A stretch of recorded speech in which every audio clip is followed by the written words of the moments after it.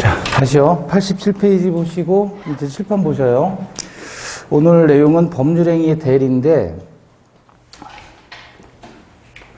대리에서는 대리의 삼면관계라는 부분이 있습니다. 여러분 교재 어디에 있냐면 89페이지.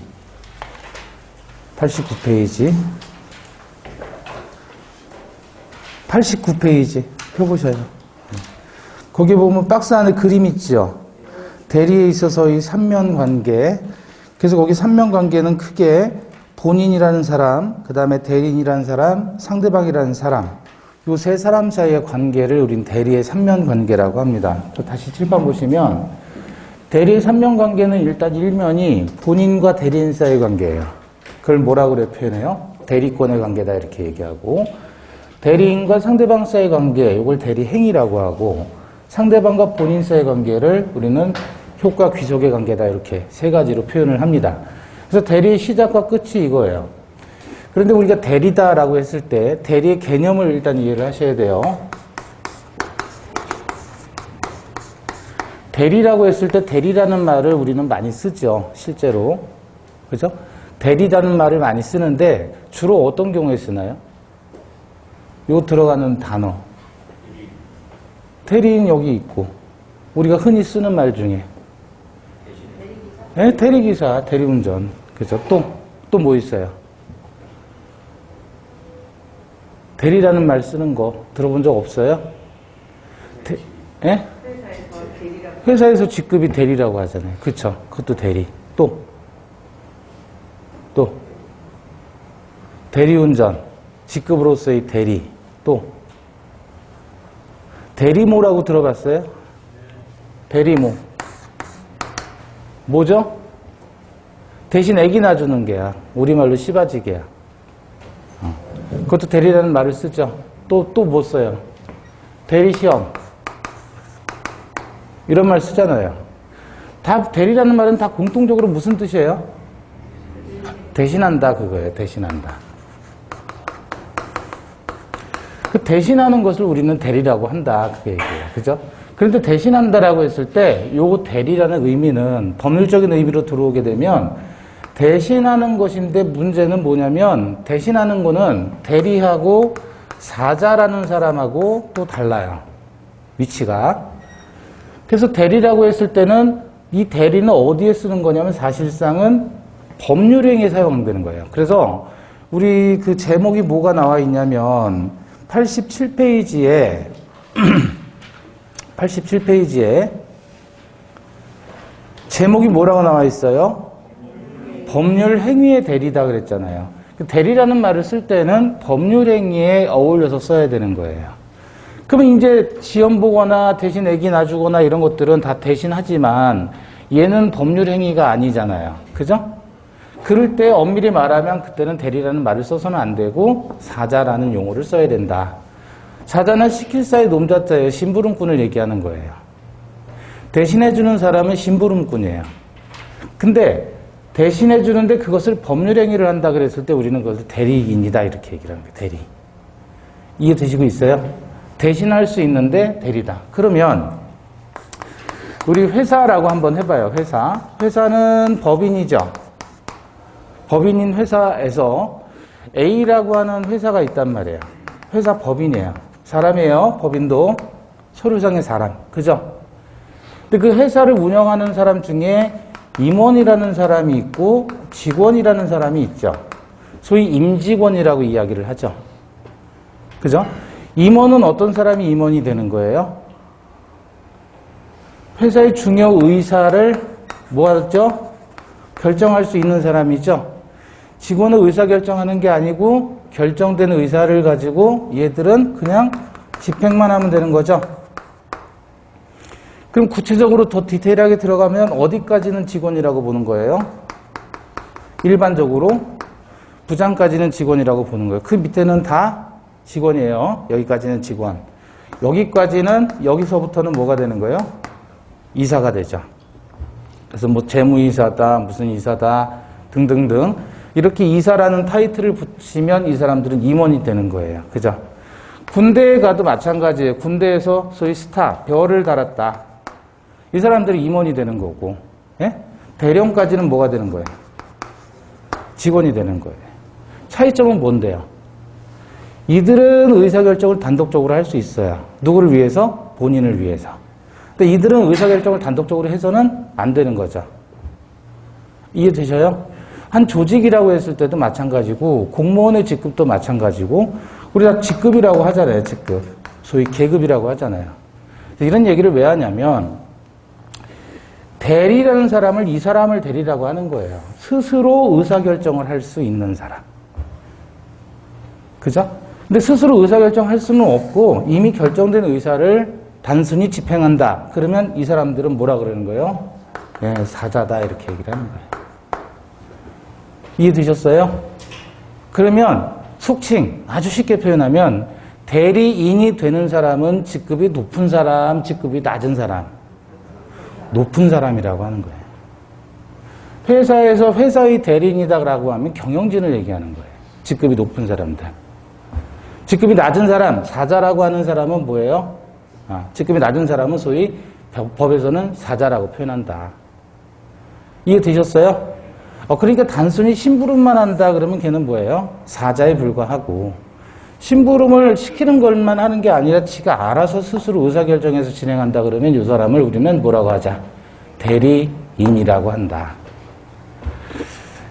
지배인이라는 말 들어봤어요? 지배인? 지배인. 뭐 레스토랑에 지배인 불러와 그러잖아요. 이 지배인이라는 사람은 직급이 높은 사람이에요? 낮은 사람이에요? 높은 사람이에요. 상법상 지배인이라는 사람은 직급이 높은 사람을 얘기하는 거예요. 소위 임원급에 해당하는 대리인이에요. 이 사람이. 그죠? 그럼 여러분 법원에서 주사다 이렇게 얘기하면 법원 주사다. 이 사람은 직급이 높은 사람이에요? 낮은 사람이에요? 뭐 보는 시각에 따라서 다르지만 이 주사라는 사람은 6급 공무원이에요. 6급. 보통 이제 고급 공무원이다 그러면 5급부터 간다고요. 5급. 고시 합격하면 바로 5급으로 올라가는 거예요. 그죠? 그럼 이 사람은 누구냐면 9급부터 시작해서 또는 10급부터 시작해가지고 수십 년 법원에 있었던 사람이에요. 아주 최고참이에요. 최고참. 근데 우리 예를 들어서 등기소 가가지고 데스크에 가서 민원을 신청하잖아요. 그럼 여기 있는 이 사람한테 이 사람은 이제 아마 9급이나 10급 될 거예요. 아니면 알바이거나. 그죠? 근데 그 사람한테 가가지고 주사님 이렇게 불러주면 얘 입장에서 주사는 저 뒤에 보이지도 않는 데 있거든요. 근데 얘 듣는 사람은 기분 좋아요? 기분 나빠요? 듣는 사람은 기분 나빠요? 좋아요? 자기한테 새파란 자기한테 주사라고 하니까 자기가 생각하기에 주사는 되게 높은 사람인데 자기 입장에서는. 그럼 여기 이 민원인이 와가지고 주사님 그러면 좋아요? 싫어요? 얘 입장에서. 예우를 해주는 거니까 좋은 거 아니에요? 그쵸? 예우를 해주는 거잖아요. 그래서 주사라는 말이 흔해진 거예요. 그래서 지배인이라는 말이 흔해진 거예요. 웨이터한테 가서 지배인님 이렇게 얘기하면 듣는 웨이터 얼마나 기분 좋아요. 그죠? 그래서 이게 흔한 말이에요. 그러니까 우리는 보통 아는 게 이 사람들은 되게 직급이 낮은 사람이로구나 라고 생각을 많이 하더란 말이죠. 대리 그러면 직급에서 대리 그러면 그것도 왜 대리예요? 상당히 높은 사람이 법률상 대리인인데 실제로 이 사람한테 대리라는 직급을 주니까 듣는 사람 좋더란 말이죠. 사법경찰관하고 사법경찰리하고 달라요. 우리는 보통 이제 경찰 마크를 달고 있으면 경찰관님 이렇게 얘기를 하잖아요. 경찰관이라고 하죠. 관이라는 말은 소위 고급 공무원이에요. 여러분이 알고 있는 이파리 하나, 둘, 셋, 네 개들을 사법경찰리라고 하는 거예요. 리. 네? 그 다음에 그 이파리 말고 무궁화 하나 달면 그때부터 관소리 듣는 거예요. 다르죠? 근데 음주 측정하겠습니다 하고 이렇게 탁 되는데 이렇게 보더니 이파리가 3개 있어요. 너 사법경찰리지 리 이렇게 얘기하면 듣는 사람 기분 좋아요? 그러니까 경찰관님 이렇게 얘기를 해주는 거예요. 이렇게 상대방을 배려하는 차원에서 하는 언어들이 다변화되어 있다. 그러면 대리운전하는 사람한테 너 대리 이렇게 얘기하면 사실 듣는 사람은 듣기 좋으란 얘기예요? 듣기 싫으란 얘기예요? 듣기 좋으란 얘기예요. 그런데 우리는 그걸 많이 쓰다 보니까 흔하다라는 생각에 대리라고 얘기를 하는 거예요. 그럼 대리운전 대리기사도 아니고 사실상 뭐라 그래야 돼요? 너 사자지 사자. 대리인이 아니야 너는. 의사결정할 수 있는 게 아니잖아. 그죠? 그러면 사자운전 이렇게 얘기해야 돼요. 사자기사 이렇게 얘기해야 돼요. 법적으로는 따지자면. 이해되셨어요? 자, 이거는 뭐냐면 대리인이다라고 했을 때 이 대리인은 회사라면 직급이 높은 사람, 낮은 사람. 높은 사람. 포인트는 뭐예요? 실제로 스스로 의사결정을 할 수 있는 사람이에요. 있는 사람. 그래서 의사결정을 스스로 할 수 있기 때문에 얘한테는 의사결정을 스스로 할 수 있는 권한이 존재하는 거예요. 이해되십니까? 자, 그러면 봐봐요. 87페이지 보시면 대리의. 일단은 지금 설명한 것은 대리의 본질적인 문제로 가서 본질적인 내용 이해를 위해서 이해가 돼야 되는 첫 번째 단계예요. 대리에 의해서 대리인이 본인을 위한 의사를 표시해서 법률 행위를 하거나 이를 무슨 대리 그래요? 능동 대리. 의사 표시를 수령하여 이를 뭐라 그래요? 수동 대리. 그 법적인 효과가 직접 본인에게 귀속되는 제도. 자, 다시 여기 봐봐요. 이 대리인이라는 사람이 본인이 주인인데 본인을 대신해서 의사표시를 하거나 의사표시를 받는 거예요.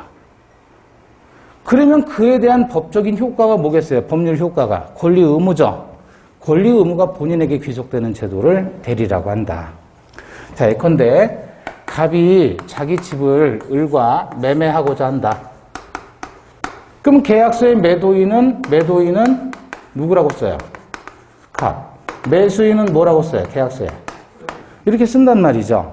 이게 이제 정상적인 거예요. 자기가 해서, 즉, 법률 행위를 하는 사람은 당사자. 그들이 법률 효과 귀속자가 되는 거예요. 다시 말하면 여기서 말하는 매매 계약에서 발생하는 권리와 의무는 다 그들에게 귀속이 되는 거예요. 지가 할 일 지가 하는 거예요. 지가 할 일 지가 해서 지 권리 지가 찾는 거예요. 이게 이제 일반적인 거거든요. 그런데 대리를 이용하게 되면 갑소유 부동산인데 얘가 병에게 대리권을 주는 거예요. 네가 대신 팔아라. 그래서 병이 을과 매매 계약을 하는 겁니다. 그러면 매매 계약서에는 어떻게 쓰냐면 매도인 난에는 어떻게 씁니까? 갑의 대리인 병. 매수인 난에는 어떻게 돼요? 을 이렇게 들어가는 거예요. 그러면 계약을 하는 행위자는 누구예요? 법률 행위를 하는 매매 계약을 하는 행위자는 병하고 을이 되잖아요. 그런데 효과는 여기서 발생하는 권리와 의무, 법률 효과는 전부 본인에게 귀속이 되는 거예요. 따라서 권리를 취득하는 사람은 누구예요? 갑하고 을이 되는 거예요. 이해되시고 있어요? 본인은 아무것도 안 하는 거예요. 권한만 주면 얘가 알아서 법률 행위를 한단 말이죠. 그럼 거기에 대한 효과는 전부 본인에게 귀속되는 제도, 이게 대리다. 요컨대 법률 행위를 하는 사람과 효과 귀속하는 사람이 여기는 같지만 여기는 효과 귀속하는 사람과 법률 행위를 하는 사람이 달라진다는 거죠. 두 개 구별할 수 있겠어요? 자,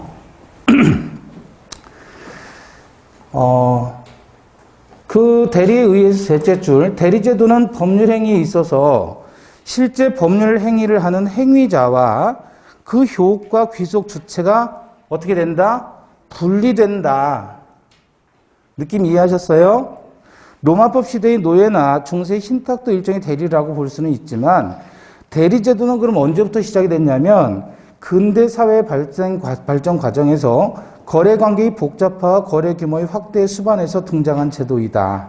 예를 들면 서울에 사는 갑이 부산에 있는 자신의 토지를 팔려고 하는 경우 직장관계도 있고 해서 내려가지 못하고 부산에 있는 친구 을에게 토지 매각의 대리권을 준 경우 을은 갑의 이름으로 갑을 대신해서 토지를 매입하고자 하는 병과 토지 매매 계약을 체결했다. 넘겨보시면 이 경우 매매 계약은 을과 병이 체결했어요. 이 사람이 뭐가 되죠? 을과 병을 행위자. 매매라는 법률 행위라는 행위자. 을과 병을. 매매 계약에 따른 대금 지급 청구권, 목적물의 인도 총권 이런 것들을 법률 효과라고 하죠.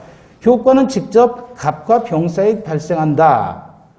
즉 대리에서는 법률 행위 당사자 을과 병 그리고 법률 효과의 귀속자 갑과 병 이렇게 분리되는 현상이 발생한다. 그런 얘기죠. 이해되셔요? 자, 돈을 벌고 싶죠. 돈. 예를 들어서 돈을 벌고 싶다.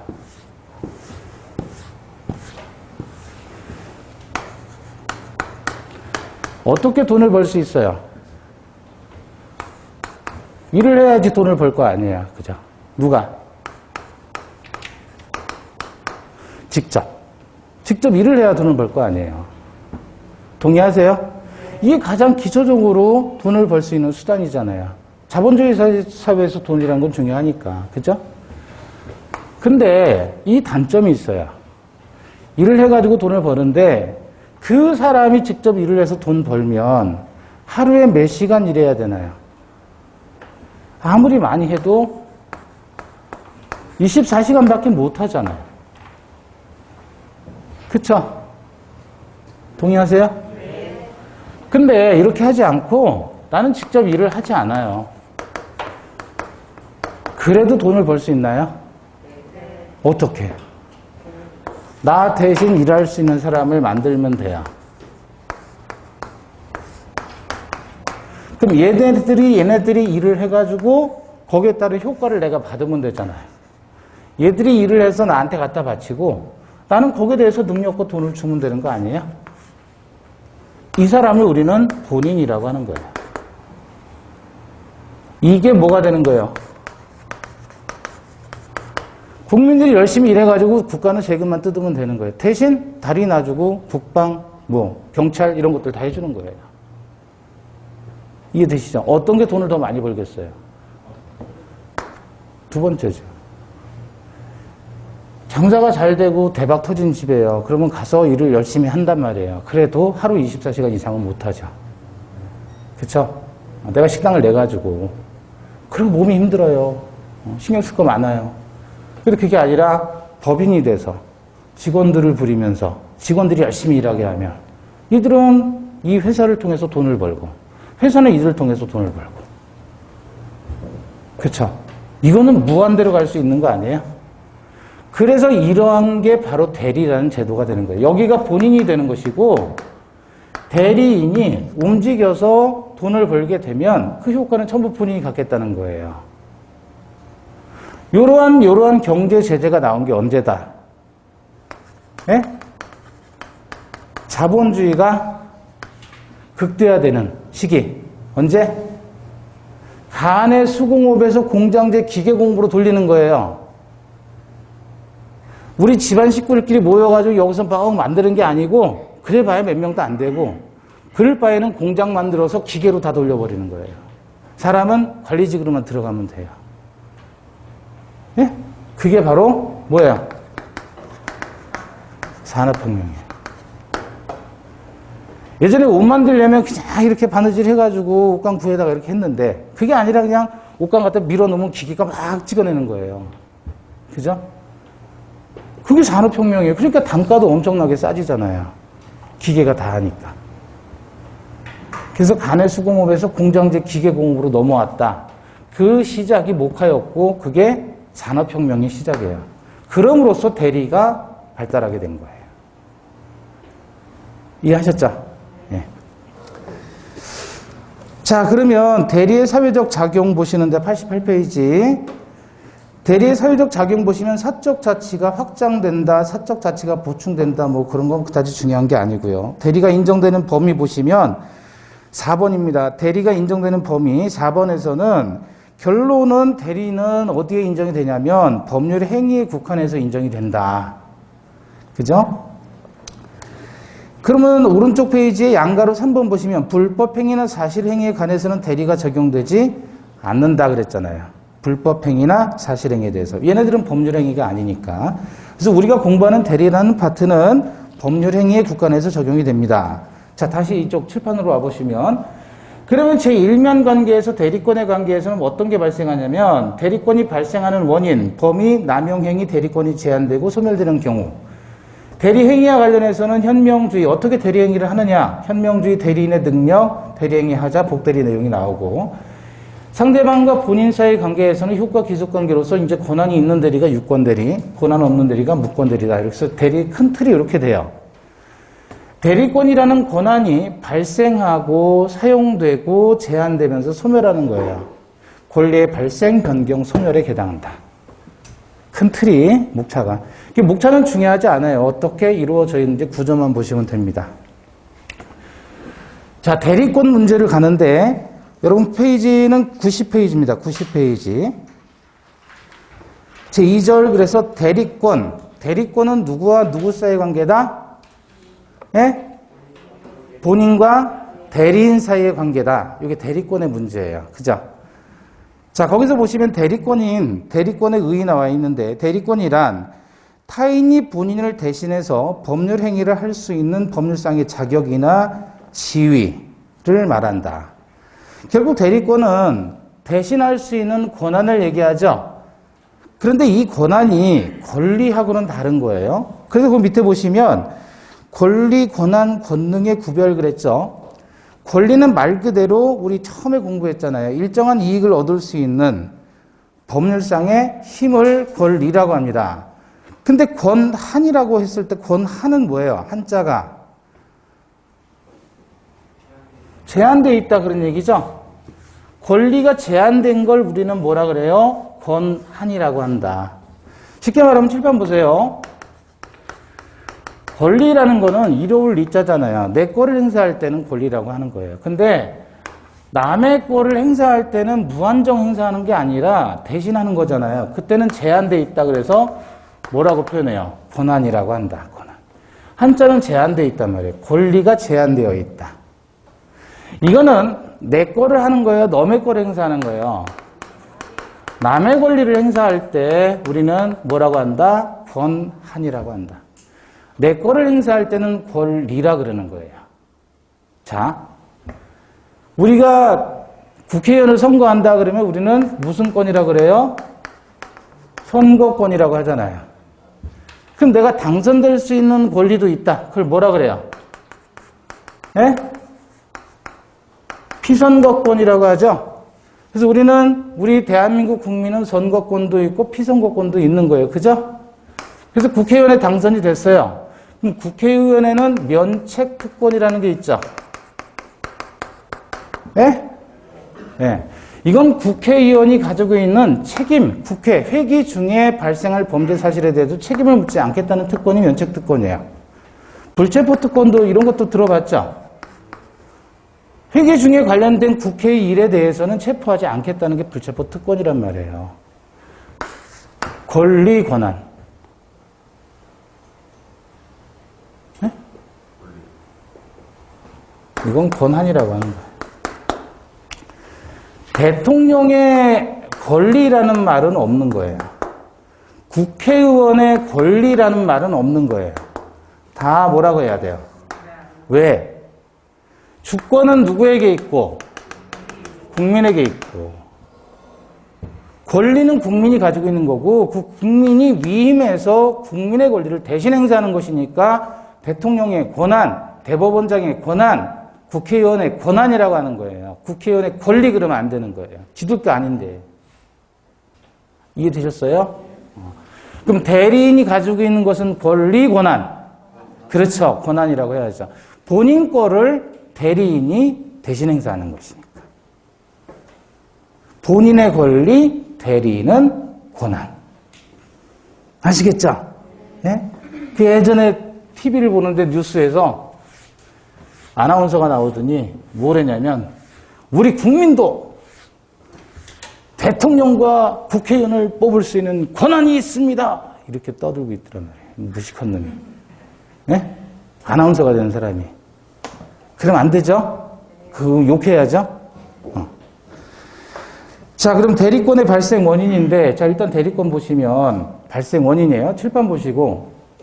대리권은 본인을 대신해서 법률행위 할 수 있는 권한이라 그랬잖아요. 그죠? 대리인에게는 대리권이 발생해야 돼요. 그래야 대리인이 되는 거예요. 그죠? 자, 그런데 두 가지가 있습니다. 하나는 임의 대리, 하나는 법정 대리 그래요. 이 대리권의 발생이 법률의 규정으로 발생하면 글자 따서 법정 대리라고 해요. 스타벅스, 수벅 그러잖아요. 법률의 규정 그러면 법정 그러는 거예요. 법정. 네? 법정에서 대리권이 발생한다. 법률이 정해서 대리권이 발생한다. 그걸 법정대리. 그 사람을 법정대리인. 근데 반면에 임의대리는 무슨 뜻이에요? 본인이 자기 마음대로 시키는 거예요. 자기 임의로. 자기 임의로 이렇게 해달라고 대리인에게 시킬 때 그걸 임의대리라고 해요. 그러면 시키는 행위를 뭐라고 하느냐? 권한을 주는 행위다. 그래서 수권행위라고 합니다.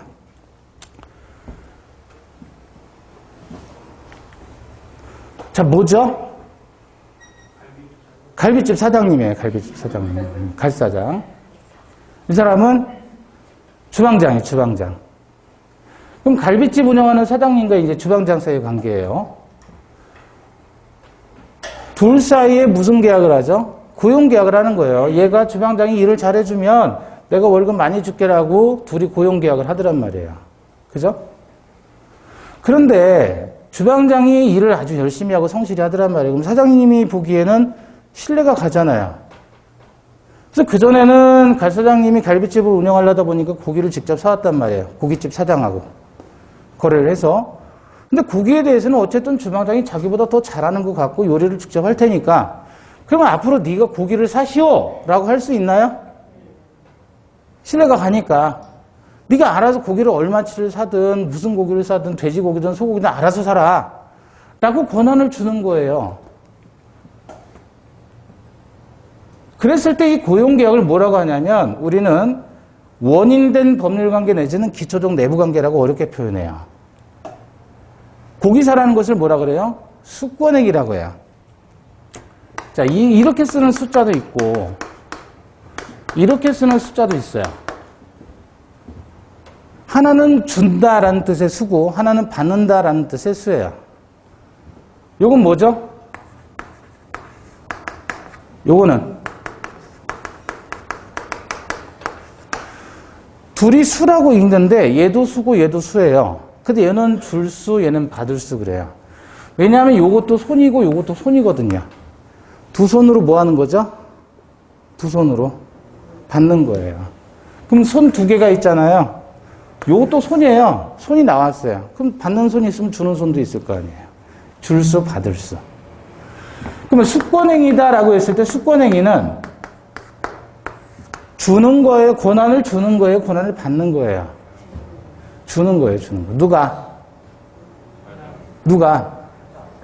갈사장이 본인이 어떻게 해요? 지 마음대로 임의로 고기 살 수 있는 권한을 줬다.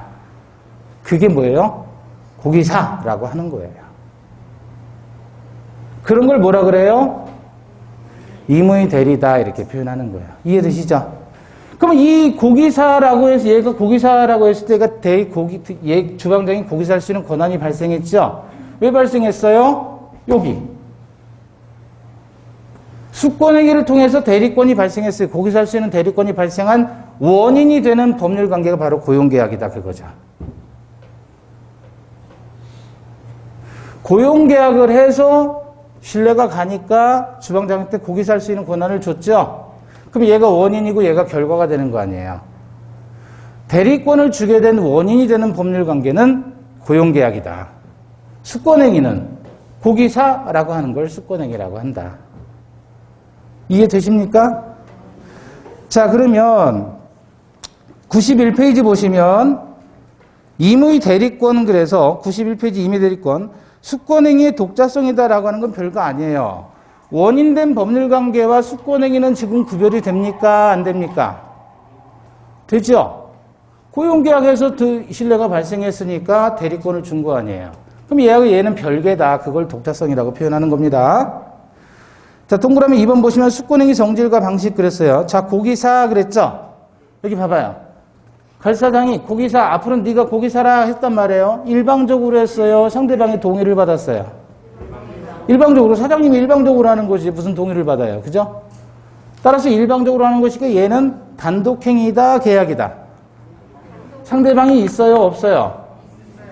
주방장한테 하는 거잖아요. 상대방이 있는 뭐죠? 단독행위다. 그죠? 그럼 고기사라고 했을 때 구두로 해도 돼요? 꼭 서류로만 해야 돼요? 방식이 필요하다, 필요 없다?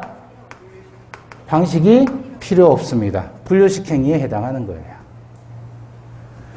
얘가 얘한테 고기 사라고 했을 때 얘 재산이 감소되면서 얘 재산이 증가되나요? 아니죠. 그래서 비출현행위라고 하는 겁니다. 거기 나와 있는 거 밑줄 그신 데 보시면 돼요. 상대방이 있는 단독행위이자 불효식 행위 그리고 비출현행위에 해당한다. 자, 그래서 수권행위는 여기 나와 있죠. 상대방이 있는 단독행위 그리고 비출현행위, 불효식 행위에 해당한다. 그 얘기입니다. 두 번째, 그럼 대리권의 범위입니다. 고기 사라고 했을 때 주방장은 고기를 사면 되잖아요. 그럼 어느 범위까지 해야 될 수 있느냐? 이게 대리권의 범위에 관련된 문제예요. 자, 보시면 결국은 법정 대리는 법률 규정으로 대리권이 발생하잖아요. 대표적으로 법정 대리는 어떤 사람이냐면 미성년자의 법정 대리인 친권자가 있어요. 부모.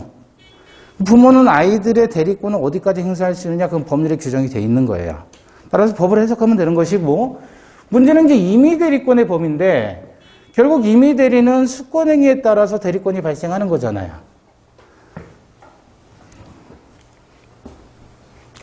임의 대리는 대리권이 왜 발생한다고요? 수권행위에 따라서. 법정 대리는 법률의 규정 때문에 대리권이 발생한다 그랬잖아요. 그죠? 그럼 법정 대리의 대리인의 대리권의 범위는 법률 규정에 의해서 해석이 되는 것이니까 요거는 얘기할 게 없는데, 임의 대리에 있어서 수권행위는 사람마다 상황마다 다 달라질 수밖에 없다. 그럼 결국은 임의 대리권의 그 범위는, 임의 대리인의 대리권의 범위는 결국 뭐를 통해서? 수권행위의 해석을 통해서 결정이 된다. 그 얘기죠.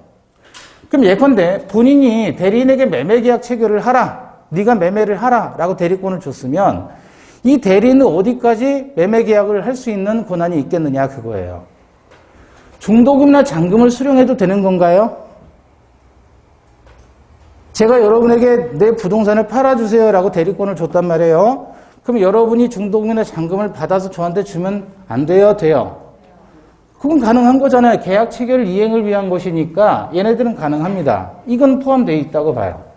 그럼 여러분이 등기를 수령해도 되는 건가요? 저 대신? 제 부동산을 팔아주세요 그랬는데 저 상대방 매수인이 여러분에게 등기소를 줬어요. 저한테 준 게 아니고. 대리인에게 등기소를 줘도 되는 거예요? 되는 거란 말이에요. 근데 제가 본인이 예금계약 체결하라라고 대리권을 줬더니 예금을 담보로 대출받아요. 돼요? 이거는 허용되지 않는 범위다 그 얘기예요. 결국은 수권행위의 해석을 통해서 대리권의 범위가 결정이 된다. 이때 본인이 있고 대리인이 있을 때 대리인이 본인을 위해서 의사표시를 하는 형태의 대리를 우리는 뭐라 그래요? 능동대리라고 하고, 상대방으로부터 대리인이 의사표시를 받는 형태의 대리를 아까도 봤듯이 무슨 대리다? 수동대리다 그래요. 받을 숫자예요. 대리인이 의사표시를 상대방에게 하면 능동대리, 대리인이 상대방으로부터 의사표시를 받으면 수동대리 이렇게 표현해요. 자, 그런데 일반적으로 수권행위 해석을 통해서 이와 같은 건 가능하겠지만 이런 것들은 안 된다. 예를 들어 예금계약 체결하라고 대리권을 줬는데 대리인 여러분이 제가 매매계약 체결하라고 대리권을 줬는데 여러분이 뭐를 하냐면 계약을 해지한다는 거예요. 상대방이 마음에 안 든다고. 이렇게 할 수 있는 대리권은 인정되지 않는다는 거예요. 그 범위에 들어가지 않는다. 계약 체결을 하라고 했으면 그것과 관련된 것만 인정이 돼야지 그것과 관련되지 않는 것은 인정되지 않는다. 저 매매계약 체결하라고 했더니 여러분이 계약을 해지한다. 이런 것들은 허용되지 않겠죠. 매매계약 체결하라고 했더니 매매계약을 체결함과 동시에 담보로 대출까지 받는다? 이런 것들은 오버하는 것이니까 허용되지 않겠다는 얘기예요. 그런데 문제는 대리권의 범위가 있긴 있어요. 근데 대리권의 범위가 불분명한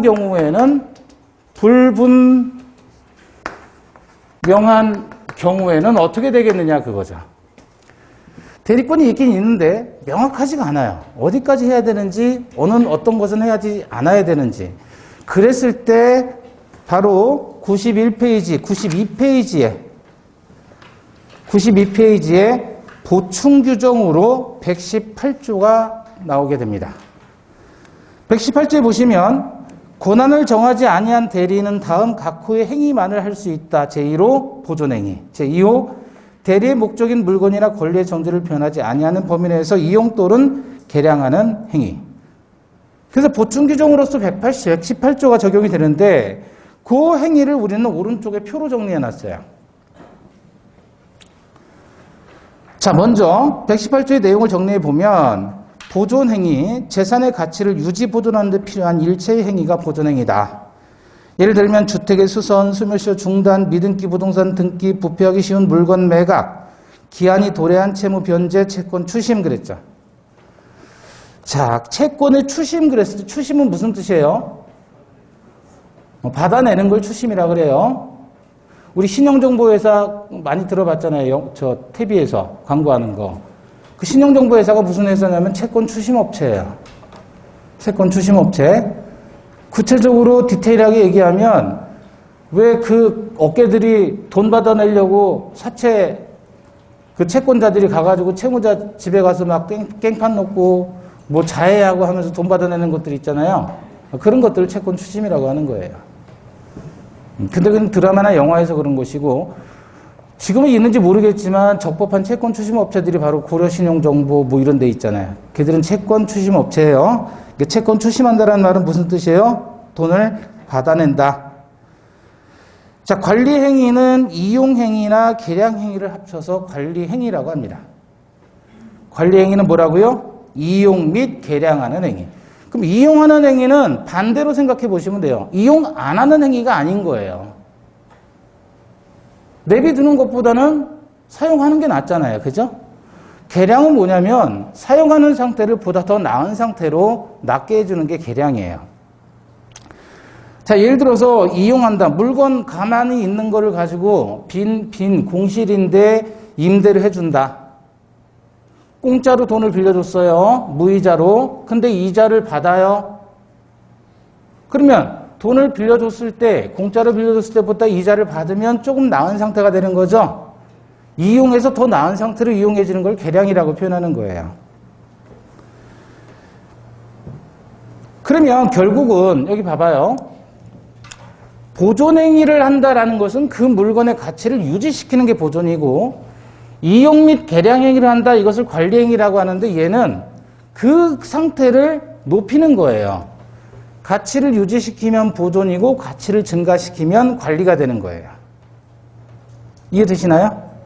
그러면 보존행위다라고 했을 때는 가치를 그대로 유지시키는 거죠. 그러면 대리인은 보존행위 해도 돼요? 안 돼요? 가치가 유지되는 것이니까 본인에게 손해날 일은 없는 거죠. 근데 관리행위를 한다. 대리인이 관리행위를 한다 그러면 본인 재산의 가치가 지금 증가되는 것이니까 본인으로서는 좋아요? 안 좋아요? 좋죠. 문제는 그게 다 좋은 건 아니란 말이에요. 왜? 성질이 변하지 않는 범위 내에서만 가능한 거예요. 성질이 변하면 안 돼요. 예를 들어 본인 소유의 예금인데 대리인이 주식으로 바꿔서 예금 이자가 1% 정도 됐는데 주식으로 바꿔가지고 플러스 10% 증가를 했다. 그럼 본인에게 유리한 거잖아요. 그래서 이건 허용되지 않는다는 말이에요. 왜? 얘는 원금 보존이 안 되잖아요. 얘는 원금 보존이 되고 성질 자체가 완전히 변해버리니까 허용되지 않는다는 얘기입니다. 이해되셔요?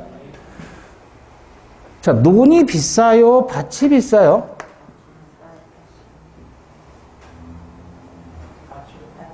밭이 비싸요? 논이 비싸요? 이건 벼농사 짓는 데죠? 지대가 낮아요. 이렇게. 지대가 낮아요. 밭은 이 논에다가 흙을 다 넣어가지고 이렇게 평평하게 만들면 요게 밭인 거예요. 그죠? 지금 현재 시점에서는 밭이 비싸요. 논이 평당 50만 원 한다 그러면 밭은 100만 원 해요. 근데 논을 밭으로 개량하잖아요. 그러면 여기다가 갖다가 흙을 퍼심어서 날라서 메꿔야 될 거 아니에요. 그게 50만 원 들어가는 거예요. 그래서 얘가 100만 원이고 얘가 50만 원인 거예요. 근데 이게 언제나 그런 것이냐, 어떤 상황에서나 그런 것이냐, 그건 아니에요. 지금이야 밭이 비싸죠. 근데 과거에 논 중심 사회였을 때는 논이 훨씬 비쌌단 말이에요. 상황에 따라서 그 금액이 바뀌어지는 거지, 언제나 논이 싸고 밭이 비싸다 그런 건 아니에요. 지금이야 쌀이 남아도니까 그러지. 쌀이 없던 시절에는 논이 더 비쌌어요. 어쨌든 이렇게 되는 것은 가치가 증가되기는 하지만 성질 자체가 완전히 변해버리죠. 그래서 얘네들은 허용되지 않는다는 거예요. 본인에게 이익이 되더라도. 보존행위는 본인 재산의 가치를 대리인이 유지시키는 행위니까 무슨 짓을 해도 상관없어요. 보존행위의 성질이라면. 본인에게 손해나는 일이 없으니까. 그러나 관리행위는 설령 본인에게 이익이 되더라도 그것은 성질 자체가 변해버리면 허용되지 않는다. 대리인이 해서는 안 되는 행위다. 그 얘기입니다. 이해되셔요? 조금 더 생각해 보시면 여러분 그 영화 60일 지정 생존자 그런 거 들어보셨어요? 영화 60일 지정 생존자. 우리나라 영화인데 그게 미국 영화 짝퉁으로 만든 거거든요. 이게 뭘 얘기하냐면 참 재밌는 소재인데 권한대행이라고 하는 거예요. 대통령이 유고 시에 사망했어요. 또는 고리 시에 긴급사태죠. 이 대통령의 권한을 제1순위로 대행할 자가 누구냐 이거야. 국무총리란 말이야. 사망하면 같은 사고로. 그럼 2순위 권한대행이 있잖아요. 이런 식으로 권한대행이라는 게 다 존재한단 말이에요. 대학에서도 대학에 이사장이 있다. 총장이 있다. 총장이 갑자기 고리 됐어요. 고리. 자리가 비었단 말이에요. 사망했거나 사고 등으로 인해서 자리를 행사할 수가 없다 그러면 1차적인 권한대행자가 지정이 되는 거예요. 이해되셨어요? 그러면 권한대행하는 사람이 결국 대리인이 되는데 그 대리인이 할 수 있는 행위는 어디까지 행사하느냐? 권한대행 입장에서. 어디까지 하는 거예요? 보존행위는 무제한 할 수 있어요. 이 성질이라면. 근데 관리행위에 대해서는 이건 조심스러워야 된다. 뭐가 변하지 않아야 돼요? 성질이 변하지 않는 범위 내에서만 행사해야 된다. 그 이상의 행위를 해서는 안 된다는 말이에요. 권한대행 입장에서는. 이해되시는 거예요? 네. 자, 그러면 이거 가지고 이제 문제를 내는데 그 밑에 보시면 처분행위다. 처분행위는 뭐 하는 게 처분행위예요? 팔아치우는 게 처분행위죠. 그거는 해서는 안 되는 거다, 대리인이. 본인 재산을 팔아치울 권한까지는 인정하지 않겠다는 겁니다. 전달이 돼요?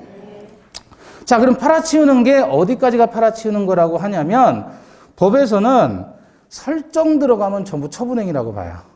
전세권 설정, 저당권 설정 이런 것들을 처분으로 간주합니다. 법은. 자, 그래서 여러분 보세요. 거기. 이걸 가지고 문제를 낼 때는 다음 중 권한을 정하지 아니한 대리인이 할 수 있는 경우는 없는 경우는 이렇게 묻거든요.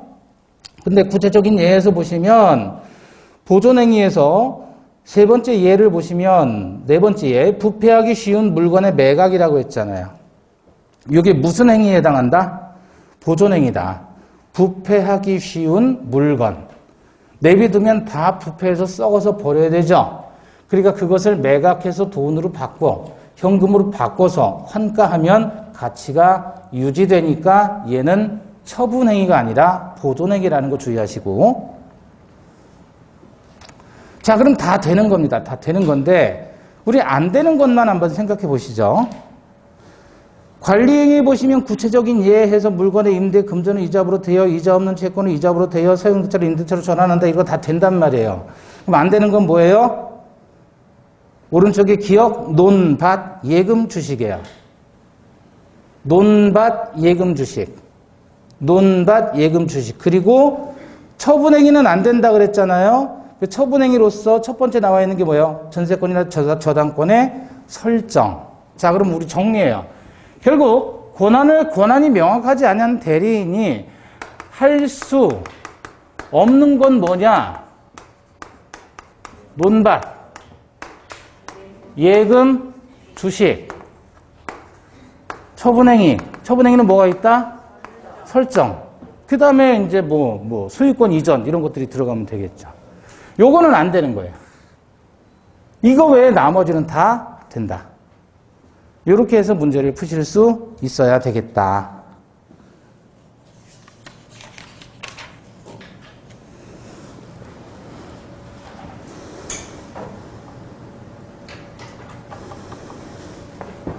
자, 그 다음에 대리권의 제한입니다. 책에는 대리권의 남용 문제가 있는데 요거는 좀 넘어가고요. 바로 대리권의 제한으로 갈게요. 대리권의 제한인데 대리권 제한에서는 양가로 1번 자기계약 쌍방대리 요거 나오고 있죠. 자, 124조를 읽어보시죠. 같이 시작.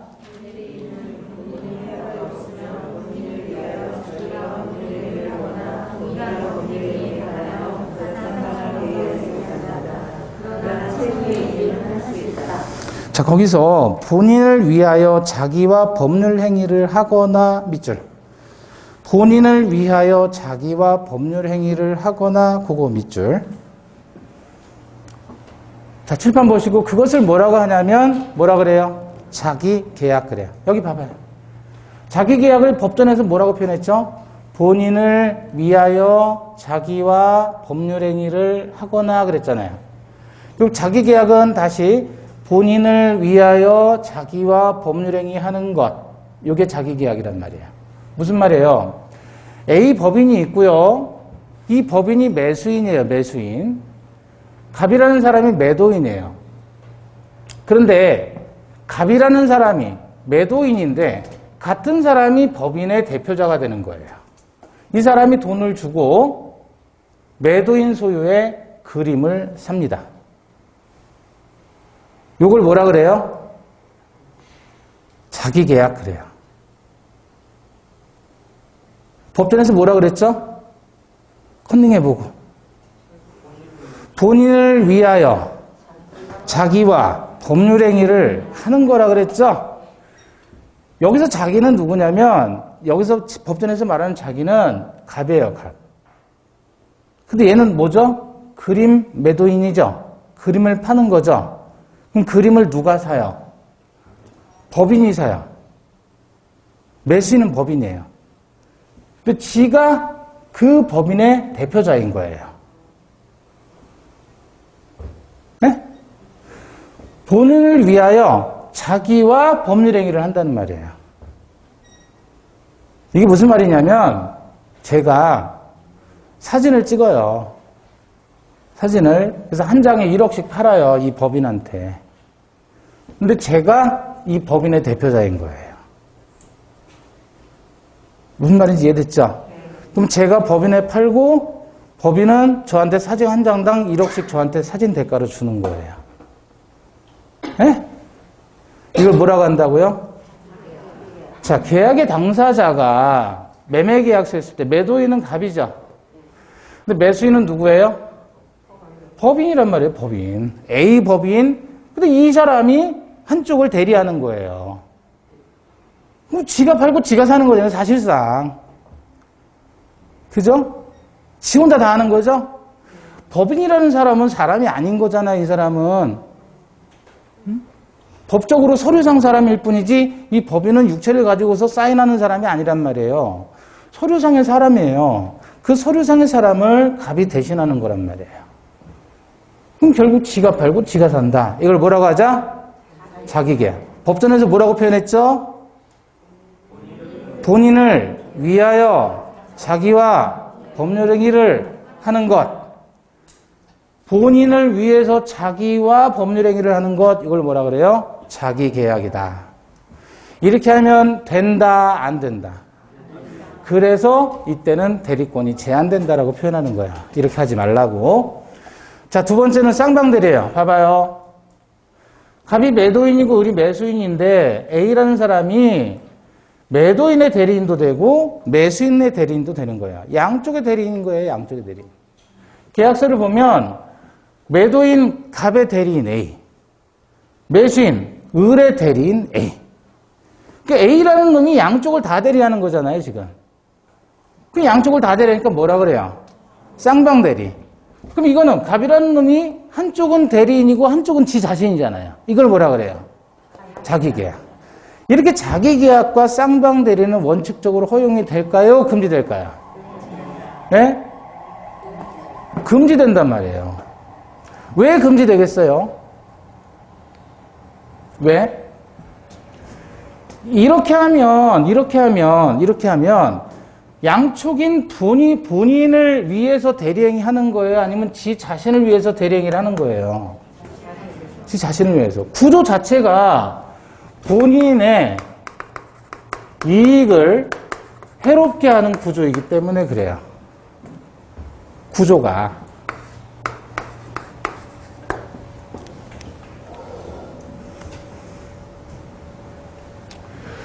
사기꾼들 있잖아요.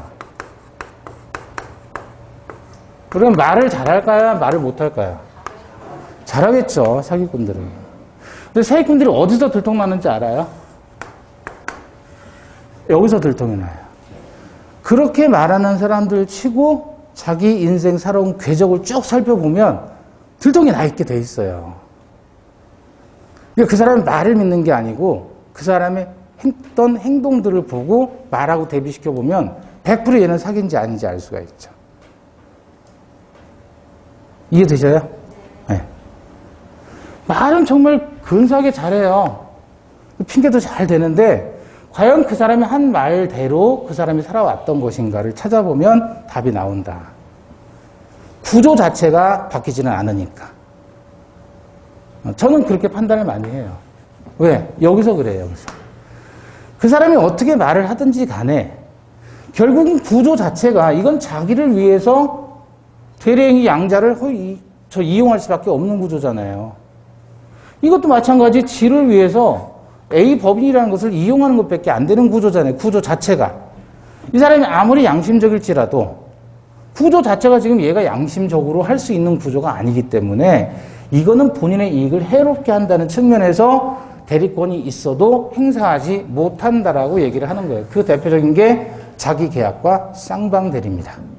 그래서 원칙적으로 얘네들은 구조 자체가 본인의 이익을 해롭게 하는 구조이기 때문에 그래서 어떻게 해요? 얘들은 네? 그래서 금지하는 거예요. 원칙 금지. 다만 예외적으로 허용되는데 어떤 경우냐면 본인이 허락을 해주면 상관없겠죠. 본인이 허락을 해줘요. 얘가 허락을 해주는 거예요. 또 다툼이 없는 채무 이행이다. 다툴 필요가 없는 채무의 이행. 채무는 그대로 이행을 해줘야 되는 것이니까 그 대표적인 게 바로 어떤 거예요?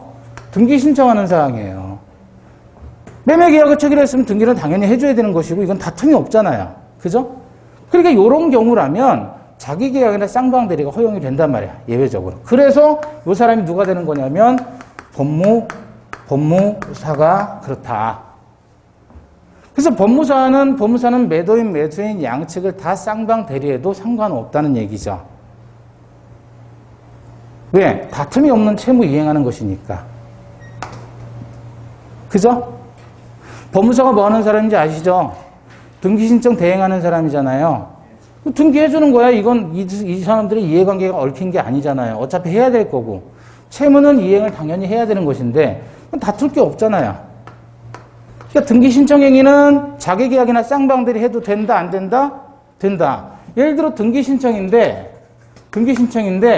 이쪽이 매도인이에요. 매도인. 법무사에 얘가 직업이 법무사. 그럼 법무사라는 사람도 자기 집을 팔아먹을 수 있는 거 아니에요? 팔아먹었을 때 매수인이 당신 법무사야? 그럼 나 대행해줘. 알았어. 그래서 이쪽 대행해가지고 자기계약해도 되는 거란 말이에요. 그래서 다툼이 없는 채무 이행이라든지 본인이 허락이 있는 경우라면 예외적으로 자기계약이나 쌍방대리는 허용된다. 이해되셨어요? 네. 그럼 이 법무사가 등기 신청을 할 때 법무사가 주 수익원이 되는 건 뭐냐면 대단지 분양 업무예요. 예를 들어 4,000세대다. 그럼 이거 등기하는 걸 얘가 싹쓸이 하는 거예요. 그러면 돈을 많이 벌겠죠. 그죠? 주 업무가 그런 거예요. 근데 여기에 변호사들도 막 같이 입찰을 해요. 그래서 건설회사 분양한다 그랬을 때 사전에 미리 누가 법무 업무는 누가 할 것이냐 이렇게 다 띄워준단 말이에요. 그래서 얘네들이 입찰을 하거든요. 이 법무자는 법무사 협회에서 정한 가격이 있는데 얘네들은 그게 아니잖아요. 그러니까 더 단가를 싸게 해서 들어온단 말이에요. 이런 경우가 많아요. 그럼 이 법무사들이 등기 신청할 때 보통 등기 신청하면 서류가 이만큼씩 들어가잖아요. 근데 4,000세대 등기 신청한다 그러면 서류가 엄청나게 많겠죠? 그럼 서류 들고 다 어디 가야 돼? 이제 등기소 가야 되죠? 그럼 어떻게 돼요? 그 서류 다 들고 등기소 가면 어디가 아파요? 네, 허리 아파요. 허리 아파요. 그래서 허리 아픈 법무사예요. 자기계약 쌍방대리 허리 아픈 법무사 기억나세요? 기억하셔야 돼요. 허리 아파요. 허리 아픈 법무사. 자기계약 쌍방대리와 관련했다.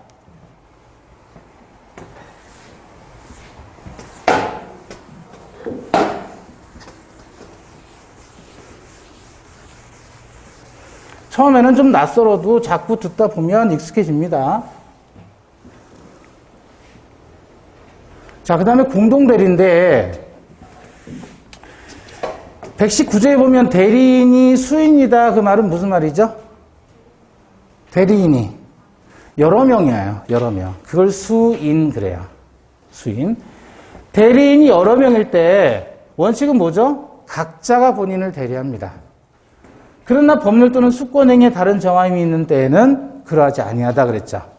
자, 이게 어떤 경우냐면 여러분 대리인이 여러 명이다. 예를 들어 변호사라고 생각을 해봐요. 변호사가 법률 대리인이거든요. 또 보통 우리가 사건이 나면 변호사 한 명 선임하는데 돈이 들잖아요. 그죠? 근데 어떤 사람들은 변호인 단을 만들어요. 이해되셔요?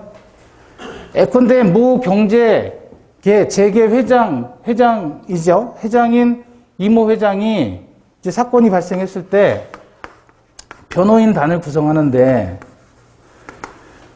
공식 500억 수임료가 비공식 2천억이라고 했어요. 네? 수임료가 공식적으로 비공식은 2천억이라는 소문이 떠들기도 했어요. 이모 회장이 그 재판할 때 그 변호인 단이 이렇게 구성이 되는 거예요. 근데 박근혜 전 대통령 변호인 단은 아주 작았죠. 이게 다 돈이란 말이에요. 돈. 우리 같은 사람이야 뭐 사건 생겼다. 사건 생기지도 않겠지만 생겼다 그러면 한 명 선임하는 것도 할까 말까잖아요. 몸빵 하잖아요. 몸빵. 근데 어떤 사람들은 이렇게 변호인단을 만든다. 2,000명이 예를 들어 변호인으로 선임이 된 거예요. 그러면 논점에 대해서 예를 들어 뭐 뇌물수수다. 그럼 논점을 2,000개로 쪼개는 거예요. 네? 법리를 만들어내는 거예요. 그래서 이제 검사들하고 붙는 거예요. 그럼 여기는 2,000명인데 검사들은 2,000명 다 투입이 안 되잖아요. 인력이 안 되니까. 여기 200명하고 싸우는 거예요. 그럼 여기는 2,000명이 하나의 논점 가지고 2,000개를 들이대는데 이쪽에서는 200명이 다 맡아서 싸우려고 하다 보니까 1인당 10개씩 잡아야 되는 거예요. 이해되시죠? 이렇게 해서 법리 공쟁을 한다. 그럼 이제 여기는 대형 로펌일 거 아니에요? 그럼 여기는 이제 하나의 우리가 생각하기에는 별 내용 같지도 않은 사실인데 그걸 가지고 이제 법적인 논리를 막 의뢰를 해야 되는데 못 하잖아요. 변호사들이. 그러면 이제 학자들한테 의뢰를 하는 거예요. 그래서 이 부분에 대해서 뭐 상법이라든지 여러 법을 다 두루 전공한 천국에 있는 학자들한테 다 오더를 내려요. 그래서 건당 논점 만들어라. 그럼 학자들이 이제 알바 뛰는 거 알바. 뭐 한 건에 뭐 100만 원, 50만 원 해가지고 이렇게 의견서를 다 줘요. 그럼 이거 다 취합해가지고 또 변호사한테 뿌려가지고 이거 가지고 또 이렇게 하는 거예요. 이해되셨어요? 우리들의 세상하고는 다른 세상이죠. 네. 무슨 말이에요? 대리인이 2,000명이면 2,000명 각자가 본인을 대리하는 거예요. 각자가. 각자의 논점을 가지고 각자가 2,000개를 주장하면 되는 거예요. 그럼 그게 다 본인에게 효과 귀속되는 겁니다. 자, 근데 시험에서는 어떻게 나오냐면 대리인이 수인일 경우에는 공동으로 대리하여야 한다. 이렇게 하면 틀리는 거예요. 아시겠죠? 각자 대리합니다. 그러나 법률 또는 수권행위에 달리 정한 바가 있을 때는 어떻게 해요? 그러하지 아니하다는 뭔 말이에요? 각자 대리가 아니라 이때는 공동으로 대리한다. 이해되셨어요? 자, 대리권 남용은 넘어가고, 대리권의 소멸입니다. 요거는 다음 파트 할게요. 대리권의 소멸. 대리권은 아까 발생하는 것은 법률 행위로 발생하거나 법률의 규정으로 발생한다 그랬잖아요. 그럼 대리권은 언제 소멸하느냐 그랬을 때 이거요. 사파성사 원수 해봐요. 사파성사 원수. 사망, 파산, 성년, 후견의 개시, 사망. 그럼 여기서 사망 나오고 여기서 사망 나오잖아요. 그럼 누구 사망이냐 그랬을 때 사파성은 세 글자니까 대리인이고 사는 본인이에요. 원인된 법률관계의 종료, 숙권 행위의 철회로 대리권을 소멸한다. 따져보면 대리인의 사망이에요. 대리인이 사망하면 대리권 당연히 소멸해야 되겠죠. 대리인이 파산했어요. 대리인이 파산했으면 대리권은 당연히 소멸한다. 그죠? 왜? 대리인이 파산했다는 말은 지금 얘가 경제적으로 상당히 어려운 상태에 있고 언제든지 본인 돈을 훔쳐갈 수 있는 지위에 있기 때문에 바로 대리권 없애버립니다. 성년 후견이 개시됐다는 말은 지금 맛이 간 거예요. 네? 네. 그리고 본인이 사망했다면 효과 귀속받을 사람이 없잖아요. 그래서 이런 경우는 대리권이 당연히 소멸하고 원인된 법률관계 어떤 거였죠 아까? 원인된 법률관계? 아까 우리 갈사장하고 주방장 사이에 고용계약이 있었죠? 그래서 그걸 원인으로 해서 숙권행위 고기사 그랬잖아요. 숙권행위 원인된 법률관계가 고용관계죠? 그 원인된 법률관계가 어떻게 됐어요? 종료되는 거예요. 다시 말하면 고용계약이 깨졌다. 고용계약이 해지된 거예요. 그러면 당연히 주방장은 고기사 할 수 있는 권한이 당연히 없어지는 거겠죠. 또 숙권행위의 철회예요. 아까 숙권행위가 어떤 거였죠? 고기사 그랬잖아요. 고기사 하려고 옷 입고 나가려고 하는데 그러지 마! 라고 하면 숙권행위를 철회한 거잖아요. 그래서 그때는 대리권이 소멸한다. 그래서 사파성사 원수예요. 사파성사 원수. 근데 여기서 임의대리와 법정대리권의 공통의 소멸 원인은 요겁니다. 임의대리권의 소멸 원인과 법정대리권의 공통의 소멸 원인은 대리인의 사망, 파산, 성년후견 개시, 본인의 사망이에요. 이 네 가지는 임의대리, 법정대리 공통의 소멸 원인이고 원인된 법률관계 종료와 숙권행위 철회 이 두 가지는 임의대리권에만 있는 특유한 소멸 원인이에요. 임의대리권에만 있는 특유한 소멸 원인이 뭐라고요? 원인된 법률관계 종료와 숙권행위 철회. 질문. 요거 하고 싶게요. 그러면 이 중에서 6개가 나와 있죠. 6개 사유 중에서 임의대리권의 소멸 원인은 총 몇 개? 다시. 6개 중에서 임의대리권의 소멸 원인은 총 몇 개? 네? 6개. 임의대리, 법정대리 공통이고 얘는 임의대리에만 있는 거니까. 이해되셨어요? 예. 거기까지 보시고 지금 우리는 어딜 봤냐면 그래서 95페이지에 대리권의 소멸하고 96페이지에 임의대리의 특유한 소멸 원인 해가지고 그 부분을 본 겁니다. 잠시 쉬었다 보겠습니다.